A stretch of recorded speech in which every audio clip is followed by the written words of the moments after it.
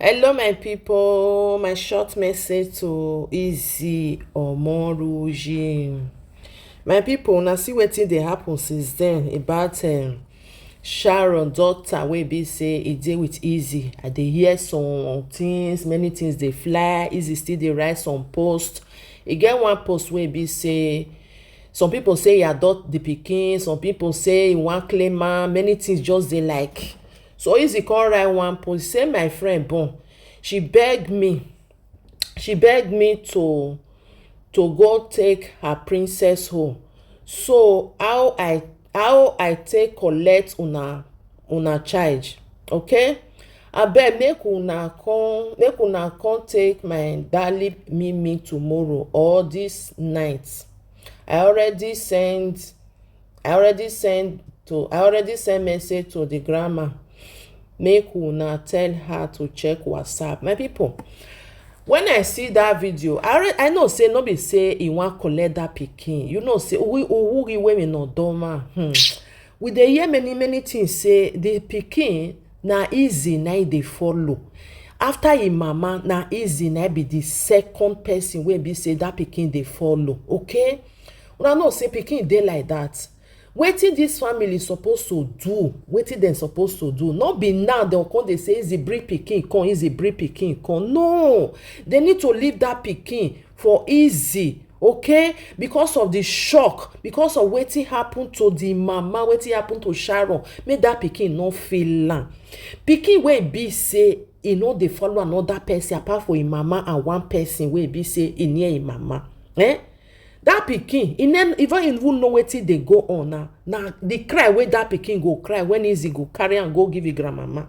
E go cry so tey, oh salobua, una no know as I take dey feel am, as I take dey think am. God abeg, wetin dem suppose to do now no be Izzy return pikin o, for real. Now dem no want make that pikin get shock, because as far as say Izzy no adopt that pikin, Izzy no adopt am, because according to her, na im friend tell am say come carry this pikin newly born, because na only she na that pikin dey follow. If that pikin dey with Izzy, e go be like say e dey with im mama also wey born am. You know, im mama suppose to do one thing, like, okay, Izzy, e just be like family to them now, because if they remove that pikin from Izzy, e go too cry, and im mama no go get how e take see the small one. Na me nya do agbo your hand, una no know wetin I just dey think so, because una understand me. When e go cry too much, nya take yahu ye Kpai, dem go lock am for his house, dey cry for there, and which is very bad. Why they no just focus of wetin dem wan do before dem dey say Izzy return pikin? Izzy no be Ozuo or law Italy, e still know the kind law wey dey abroad. That pikin, e need the grandmama, e need the omomo wey dem newly born, which everybody understand. But no be now to say return am now. That pikin go suffer am, e go too cry, because it's like e no know anybody for there. Na cry na e go dey cry. No be lie o, no be lie. Yan why wan sell igwale meji o, good and fine. But if your grandmama say make Izzy bring am come, Izzy my sister, God go bless you. You don do your own part. You understand? You fit return the pikin, but you go dey see am, okay? Go dey see that pikin, because me I know say that pikin when e go reach there, the kind cry wey e go cry for there, salobua, this death, you not supposed to be like this. You not supposed to go like that, Sharon.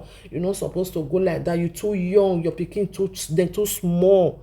They're too small. See what take on they happen now. Small pikin not they understand. Say your mama don't go, come back again. You go they think say maybe mama travel or he abandon her. All those things they not even they put time. They think can say that pikin go get Jesus. Anyway, my people, my brothers and sisters, I just say may I bring this short message come out, because we sometimes we still dey do like say we still dey for Africa. We not dey for Africa again. Now abroad then we dey. Now abroad, because we know the way something take dey happen for here. If that pikin too cry too much for that house now, or no attention to that pikin, assistant socially dey fit enter. And Italy na that number one country wey be say dem dey collect pikin, they not dey look face. I dey tell una the truth, because if Izzy mama now she dey on shock say her pikin die, okay, small baby wey be say Sharon newly born, e dey there, she go take care of that one. Then the second one wey be say na 2 years wey be say e still need the motherly love, that one still dey there. Una know the stress wey that old woman go come dey pass through na. That stress wey go dey pass through, nobody even think about this one, whether na truth or na im mama and na im grandmama say make e easy return pikin o. I no know, I just dey talk wetin we dey see for social media. Maybe na people wey dey around na dey talk all these things, which we no still know also. But dem suppose to think many things. First of all, na that 2 years, that mimi, na that one dem suppose to think about now, because that one don already know say im mama no dey around, wetin dey happen. That shock don still dey there. If e dey with Izzy, e no dey think am too much. Why? E dey look Izzy like say na im mama. Okay, according to wetin we dey hear, no be say no know say grandmama dey there. No be all pikin dey follow grandmama o. No be all pikin dey follow grandmama, because e no know you. That is the time wey dey grow come, e dey see Izzy, dey see im mama. You understand? So that love after im mama, e come pass am to Izzy. No be say make we no talk say make Izzy may no go give back to the grandmama, but na gradually, na small e go dey carry am dey go there, e go still dey carry am dey come house, you know, something like that. Na so dem suppose to do these things. So but if dem say dem no want, say no, you must carry am come. Izzy, you no get another choice. Because why? Because you no get I believe say you no get custody of that pikin, and no be say you adopt am, you fit go present that pikin, go give them back. Okay, but because of the love wey you get for Sharon, your friend, not just abandon that pikin, say you know they go there, go dey see am. You hear? I know say you go still use your sense. Okay, because of wetin we dey see, everything, because that baby, e knows, e dey see you as a mother. Okay, because if you come still comot for the picture now, another Jesus, another trauma go come. People, they no dey think about this one. Una no dey think about this one at all. That wetin that pikin go dey pass through now, no be lie o. So my brothers and sisters, I just say me I still bring this small advice, bring come out, okay? Because the thing, everything don dey get as e be for social media, both the one wey be real, both the one wey no be real, everything just dey make yogo, because of they never even think about how they want to like do the burial arrangement. They just dey think about bring pikin come. What about the small one? The mama go fit do all these things wey we dey talk about. So the mama no still young again o. E no still young again.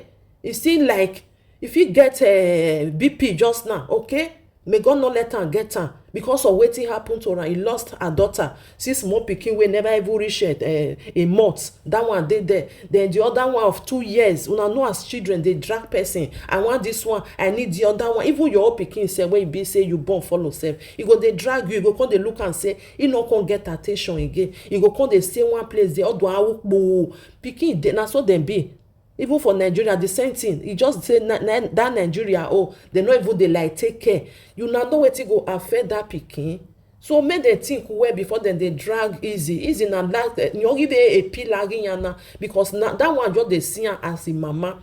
Because if he go leave that pikin for there, hey, anyway, I know say I need my pikin, I need that like this. You fit go hand over the pikin. But I beg Izzy, now one thing I go beg you, you go still do am for your friend, so that he go know say you were there for her about that pikin. If na every 2 days, because if you no fit, if the place not too far, go dey see that pikin, make her understand say you still dey in life. Okay, not just like close the door, say as far as say they don't carry, I don't get anything to do again. You hear Izzy, I beg, because of the mental issue of that pikin, it's too small to pass all this stress, because they know they think about all this stress with that pikin go pass through. Mama not there again, and so he go dey ask him grandmama, and the thing go come dey affect the grandmama also, because the mama want make she like forget everything where they go on. He go come dey ask question. Una know where the pikin my people.